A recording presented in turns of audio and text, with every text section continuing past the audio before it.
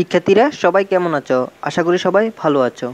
গতকাল আমরা তোমাদের নতুন কারিকুলাম পরিবর্তন এবং সৃজনশীল পদ্ধতি চালু প্রসঙ্গে নতুন শিক্ষামন্ত্রী সর্বশেষ যা বলেছেন এই ভিডিওটিতে তা তোমাদের দেখাবো।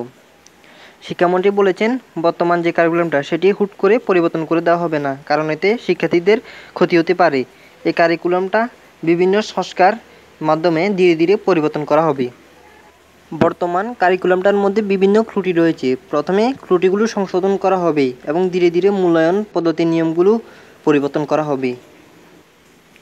তাহলে এখন আমরা যেটি বুঝলাম সেটি হলো তোমাদের বর্তমান কারিকুলামটা হুট করে পরিবর্তন করে দেওয়া হবে না, অর্থাৎ ডিরেক্ট পরিবর্তন করে দেওয়া হবে না, বিভিন্ন সংস্কারের মাধ্যমে ধীরে ধীরে পরিবর্তন করা হবে। এখন বিষয় হলো সৃজনশীল পদ্ধতি কবে চালু করবে।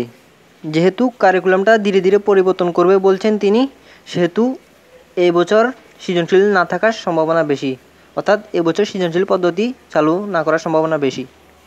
তবে সামনের বছর থেকে সৃজনশীল পদ্ধতি চালু করার সম্ভাবনা 100% এবং নতুন কারিকুলামটাও সামনের বছর বাদ দেওয়ার সম্ভাবনা 100%। তাহলে আজকের এই আপডেটটি ছিল এটুকু। সবাই ভালো থেকো। আল্লাহ হাফেজ।